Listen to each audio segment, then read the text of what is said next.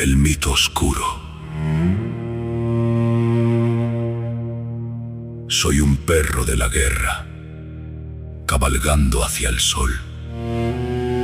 Sobre Bucéfalo avanzo con mi lanza y mi valor. Ni el hierro ni la muerte podrán hacerme caer, mientras viva mi leyenda. Paco Morten, el Alejandro mito oscuro, volveré. el de la era, fusionándose con el tiempo.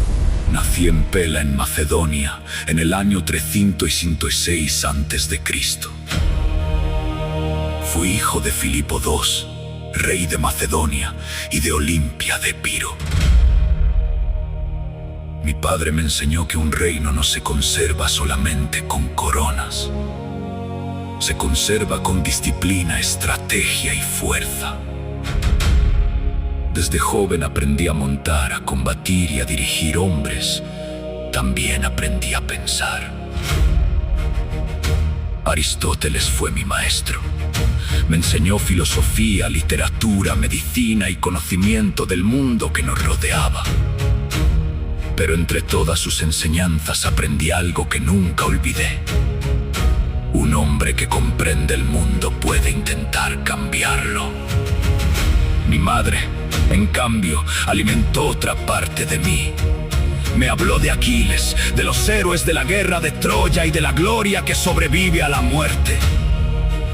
Así crecí entre dos mundos, el pensamiento de Aristóteles y la ambición de una casa real.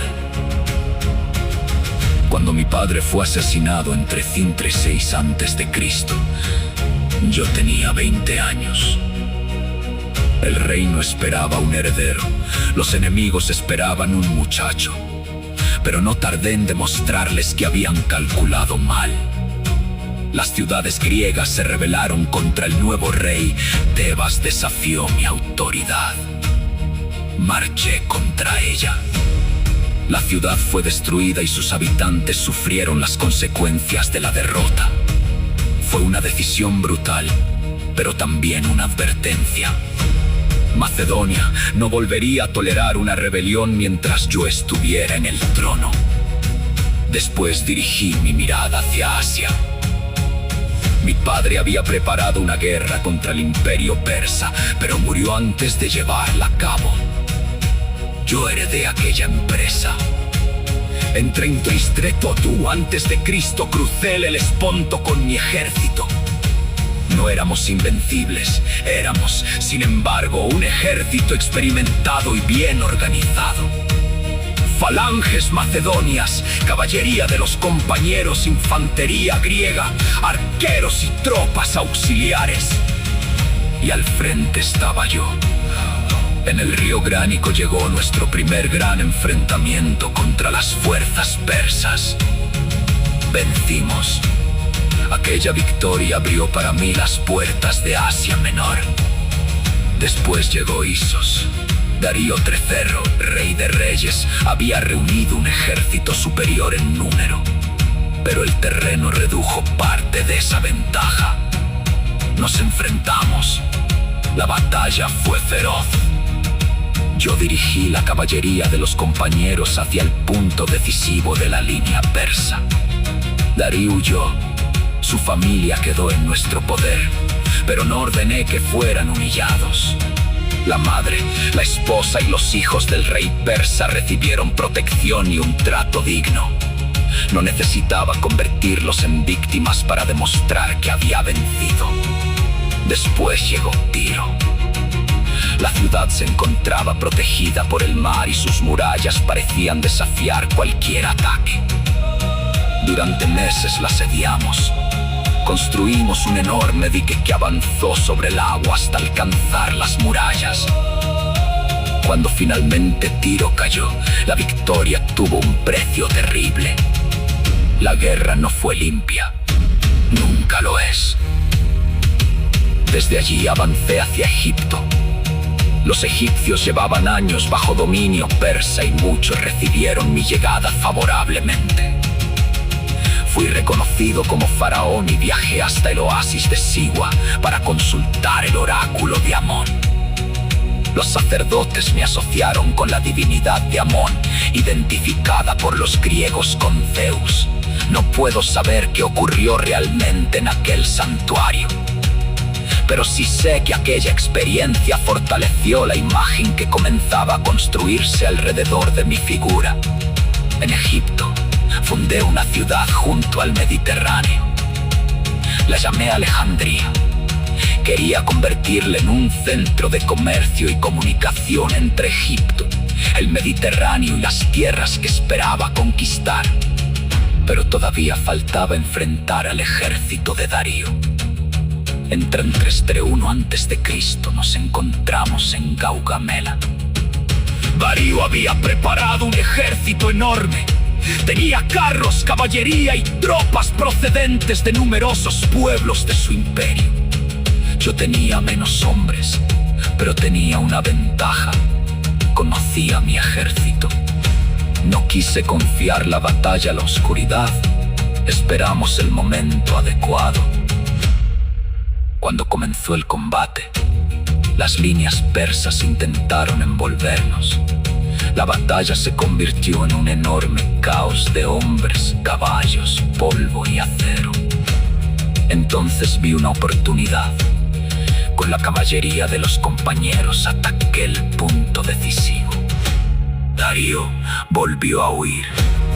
Gaugamela destruyó el poder militar de los aqueménidas. Entramos en Babilonia. Después marchamos hacia Susa. Finalmente llegamos a Persépolis, una de las grandes capitales del imperio persa. Había vencido al imperio que durante generaciones había sido presentado ante los griegos como una potencia casi invencible. Desde joven aprendí a montar, a combatir y a dirigir hombres. También aprendí a pensar. Aristóteles fue mi maestro.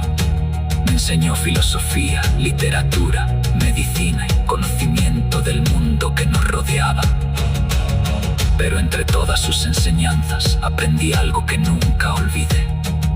Persépolis ardió. Las fuentes antiguas ofrecen distintas explicaciones. También aprendí a pensar. Aristóteles fue mi maestro. Me enseñó filosofía, literatura, medicina y conocimiento del mundo que nos rodeaba.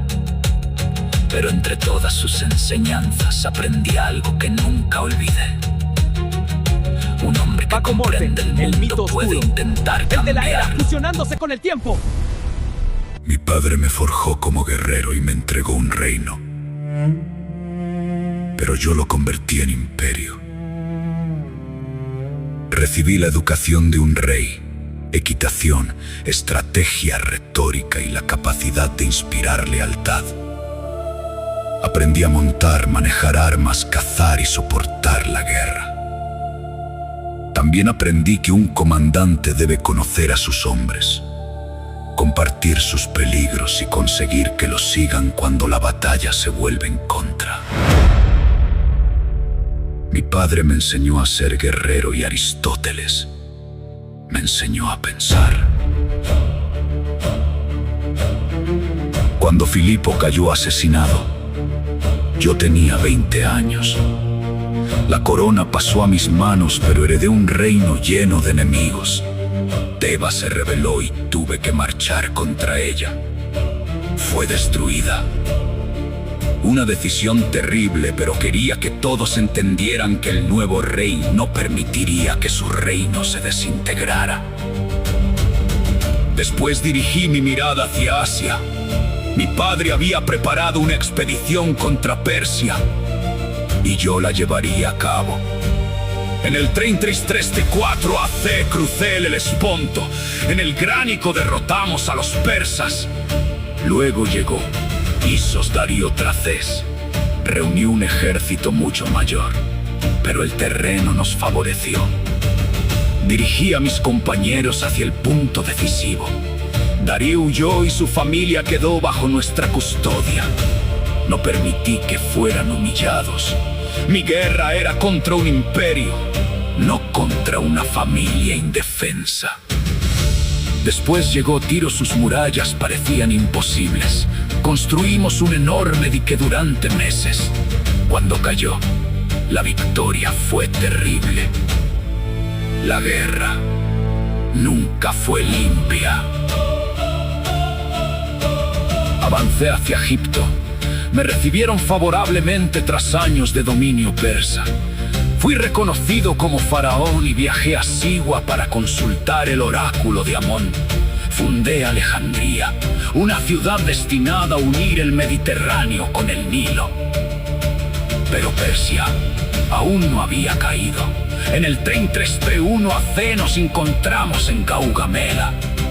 El ejército persa era enorme, pero conocía a mis hombres. Lancé a mis compañeros hacia una abertura en su línea. El ataque rompió su formación y Darío huyó de nuevo a Gaugamela. Decidió el destino del imperio aqueménida. Entramos en Babilonia. Susa y Persépolis había derrotado al imperio que durante generaciones desafió a los griegos. Pero allí cometí uno de los actos más controvertidos. Persépolis ardió. Las fuentes ofrecen distintas explicaciones, pero aquel incendio quedó unido a mi nombre. Comprendí que conquistar Persia no significaba hacerla desaparecer. Debía integrar a sus pueblos. Adopté costumbres persas. Permití nobles persas en posiciones importantes y promoví matrimonios mixtos.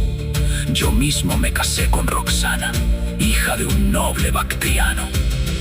Pero muchos veteranos no aceptaron el cambio. Para ellos, yo dejaba de ser el rey macedonio. Yo comenzaba a pensar como gobernante de un territorio mucho más grande. Esa transformación tuvo un precio. Clito el Negro había sido de mis hombres más cercanos en Maracanda. Una discusión se convirtió en tragedia. En medio de la ira, tomé una lanza y lo maté. Después comprendí lo que había hecho. No hubo victoria, solo culpa. Una muerte no puede deshacerse. Continué hacia el este, atravesé Bactria y Sogdiana, enfrentando rebeliones y emboscadas. Llegué a la India en el 36 AC. Combatí contra el rey Poros en el Hidaspes. Su ejército tenía elefantes.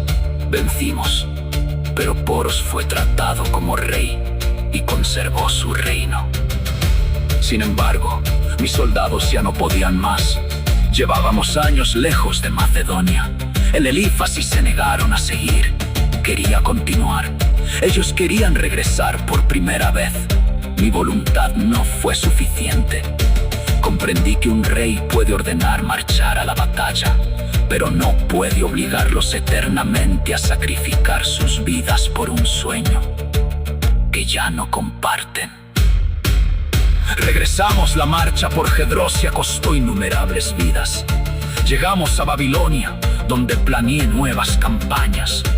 Pero el tiempo se terminaba. En junio del 33 AC morí. Tenía 32 años. Mis generales se reunieron alrededor de mi lecho.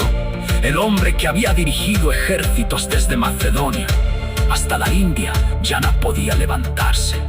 Mi imperio era inmenso, pero no había dejado un heredero adulto. Tras mi muerte comenzaron las luchas entre los diádocos. El imperio se fragmentó. Tal vez esa fue mi mayor derrota. No haber conquistado demasiado poco, sino demasiado para que un solo hombre pudiera conservarlo. Durante siglos se discutió quién fui realmente: conquistador, rey, estratega, hombre impulsado por la gloria. Pero también fui hijo, alumno, amigo y esposo, capaz de amar y de cometer errores terribles. No fui un dios. Las generaciones posteriores convirtieron mi nombre en leyenda, pero nací como cualquier otro hombre. Respiré, luché, tuve miedo, me equivoqué, perdí a quienes amaba y finalmente morí. Mi cuerpo quedó atrás, mi imperio se dividió, mis ciudades cambiaron, los siglos borraron caminos y fronteras. Pero algo sobrevivió: mi nombre. Mas de 2000 años después, todavía se habla de Alejandro. Todavía se estudian mis campañas. Todavía se discuten mis decisiones.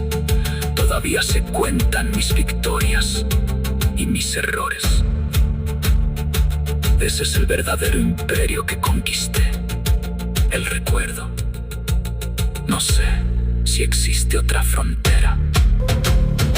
Si la locura se cura con locura, entonces el mito de la era será eterno. Paco Morten.